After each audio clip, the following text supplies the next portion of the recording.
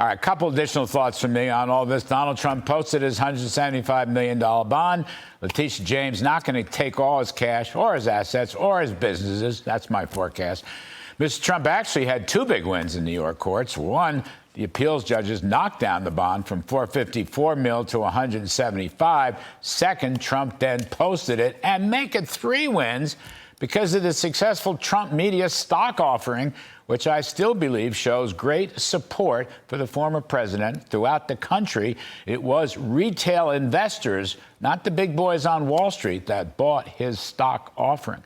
But step back for a moment and look at the big picture. Just a reminder, Mr. Trump is putting together a new coalition based on typical working folks and their families who want a pay raise, not a pay cut, who want to close the border, not open it up to a wave of Biden illegal crime, who want to return to law and order and the support of the police, who appreciate Mr. Trump's first-term tax cuts and deregulation that, contrary to Biden's constant untruths, by far benefited middle and lower-income workers the most. These folks work hard, play by the rules. They reject the woke culture, are tired of Washington bureaucrats telling them how to live, what cars they should drive, what stove they can cook on, what kind of shower heads, et cetera, et cetera. They favor drill, baby, drill, because they know turning the fossil fuel spigots back on will reduce prices and increase their take-home pay.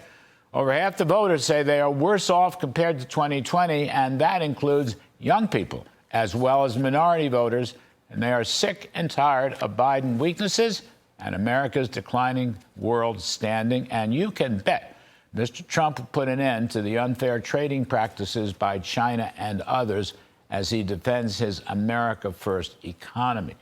Just today in Michigan, Mr. Trump talked about garnering support from suburban women who want to see a law and order response to Biden's crime wave, a crime wave the Democrats continue to ignore while forcing Trump to pay hundreds of millions of dollars. Take a listen to what he said. I'm the only one that has to put up a bond. You know, I put up a bond. I didn't do anything wrong. I had to put up a bond this morning for $175 million. I did nothing wrong. They can shoot somebody, kill somebody, and walk out of jail an hour later. How about that? Do you think that's a fair policy? That's called radical left. All right. Just yesterday, Mr. Trump gave his top day one priorities to the New York Post's famed columnist, Cindy Adams. He said, close that border and get the prices down. There he goes again, steady as a rock, Trump tough, building a winning coalition. And that's my little take tonight.